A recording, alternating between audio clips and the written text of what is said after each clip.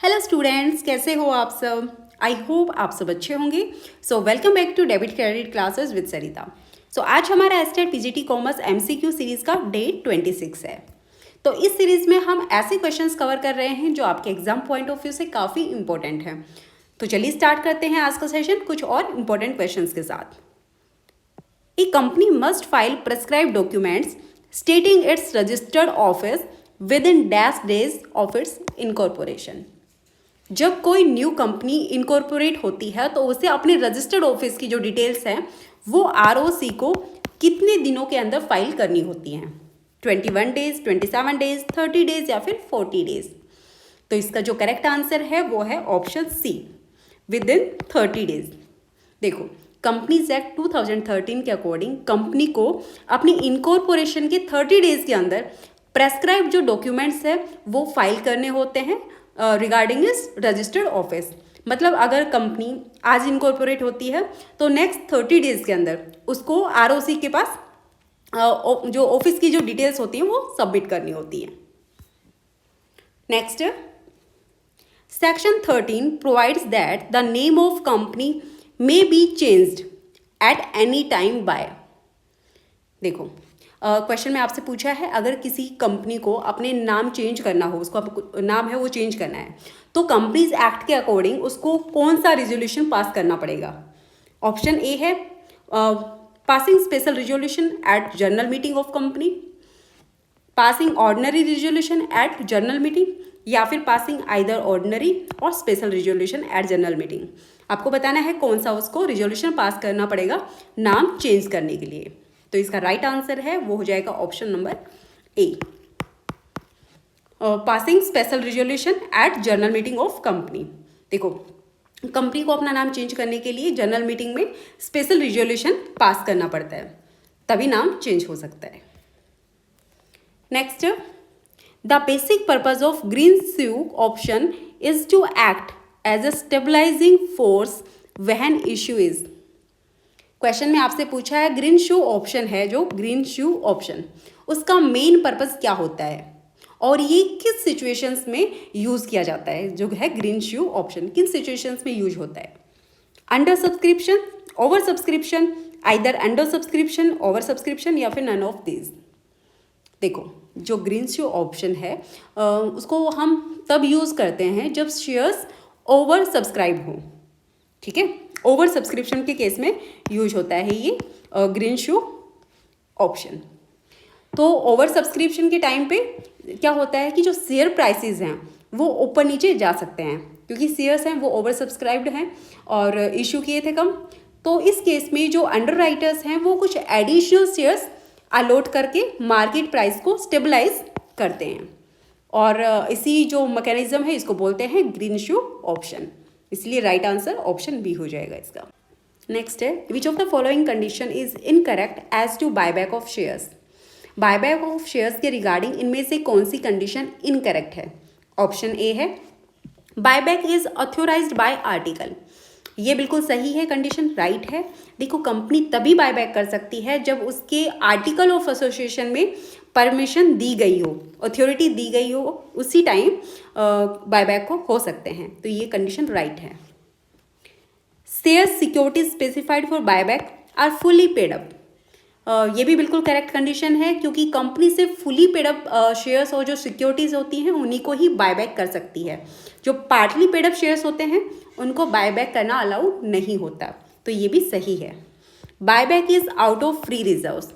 ये भी बिल्कुल सही है, करेक्ट है, क्योंकि buyback free reserve, securities premium account या फिर प्रोसीड्स ऑफ सर्टेन सिक्योरिटीज से किया जा सकता है। तो ये वाली कंडीशन भी राइट है। तो जो बी है ये इनकरेक्ट बचा। बी क्या कहता है, बायबैक इज 20% और less of aggregate of paid up share capital. देखो, इसमें कहा गया है कि ये स्टेटमेंट क्या कहता है। ये स्टेटमेंट कह रहा है कि जो कंपनी एक्ट के अकॉर्डिंग जो बायबैक की लिमिट है वो 25% है, लेकिन क्वेश्चन में मेंशन है 20%, इसलिए ये इनकरेक्ट है। ठीक है, क्वेश्चन क्या है, कंपनीज एक्ट क्या कहता है। कंपनीज एक्ट कहता है कि जो बायबैक की लिमिट है वो 25% तक अलाउ होती है। जो पेड अप शेयर कैपिटल है उसका 25% तक हम बायबैक कर सकते हैं, ठीक है। तो स्टेटमेंट बी है वो इनकरेक्ट है। Next, to issue sweat equity shares company shall ensure that it has lapsed at least dash years after commencement of business.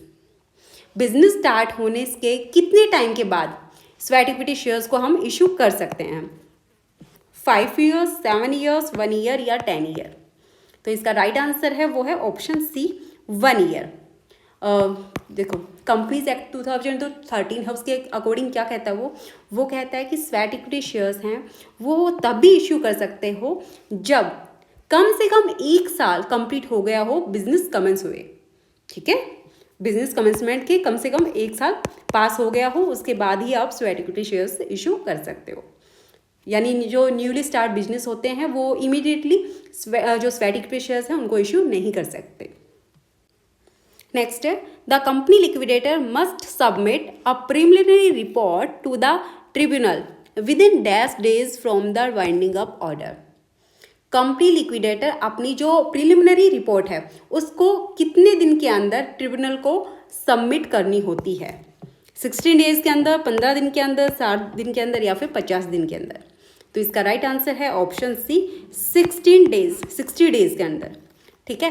60 days के अंदर जो कंपनी का लिक्विडेटर है वो अपनी रिपोर्ट सबमिट कर देता है ट्रिब्यूनल को, ठीक है। और ये जो रिपोर्ट होती है ना, ये रिपोर्ट कंपनी की जो करंट फाइनेंशियल जो पोजीशन होती है, सिचुएशन होती है, उसको समझने में हेल्प करती है, इसलिए ये रिपोर्ट सबमिट करनी पड़ती है। नेक्स्ट है, प्रीफर्ड स्टॉक एट ₹100 पर share, stated dividend is 12, floating cost is 3%, what is the cost of preference shares. आपको प्रीफरेंस शेयर्स की कॉस्ट कैलकुलेट करनी है, ठीक है। तो प्रीफरेंस शेयर्स की कॉस्ट कैलकुलेट करने के लिए क्या फॉर्मूला होता है? Cost of preference shares dividend divide by net proceeds, ये होता है आपकी कॉस्ट निकालने का, प्रीफरेंस शेयर्स की कॉस्ट निकालने का फॉर्मूला, ठीक है। KP means cost of preference shares, D से डिविडेंड और एनपी से नेट प्रोसीड्स। तो क्वेश्चन में डी दिया हुआ है, डिविडेंड कितना है? डिविडेंड दिया है 12 और नेट प्रोसीड्स आपको निकालना पड़ेगा, क्योंकि देखो एक जो शेयर है उसकी प्राइस है 100 रुपये और फ्लोटेशन कॉस्ट है 3%, तो इसमें से हमें 3 रुपीज़ लेस करने पड़ेंगे।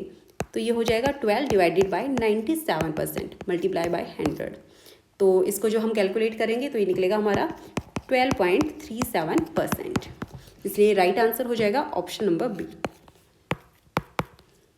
नेक्स्ट है, CAPM establish the relationship between which of the following. आपको बताना है कि जो CAPM मॉडल है वो किन 2 चीज़ों के बीच में रिलेशनशिप बताता है? Risk and EPS, risk and value of the firm, risk and required rate of return, या फिर नन ऑफ द अबाव। देखो CAPM मॉडल है, CAPM model cost of equity calculate करने के लिए यूज़ करते हैं हम, ठीक है। कब यूज़ करते हैं? जब हम कॉस्ट ऑफ इक्विटी कैलकुलेट करते हैं। और इसका जो मेन कॉन्सेप्ट होता है वो होता है जितना ज़्यादा रिस्क उतना ज़्यादा रिक्वायर्ड रिटर्न। यानी इन्वेस्टर जब भी रिस्की इन्वेस्टमेंट करते हैं तो वहाँ से वो चाहेंगे कि वहाँ से ज़्यादा रिटर्न मिले।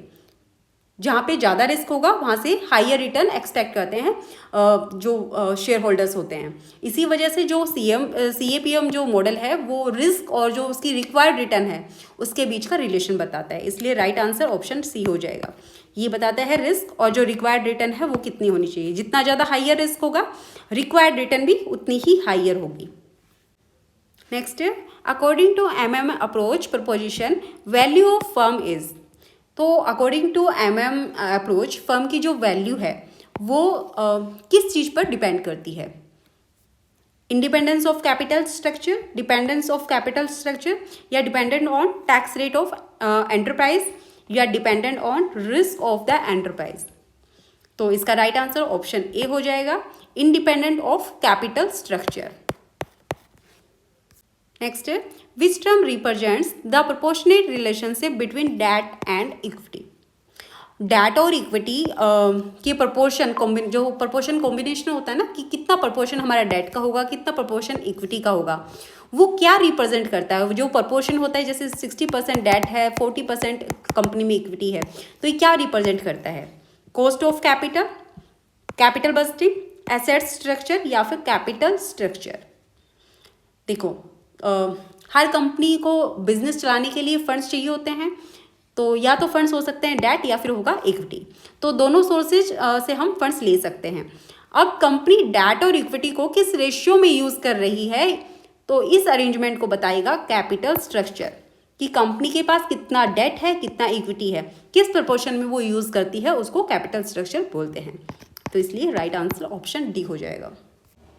तो आज के लिए इतना ही, बाकी हम नेक्स्ट क्लास में कंटिन्यू करेंगे। और अगर वीडियो पसंद आई है तो प्लीज़ लाइक और शेयर ज़रूर करें। Thank you.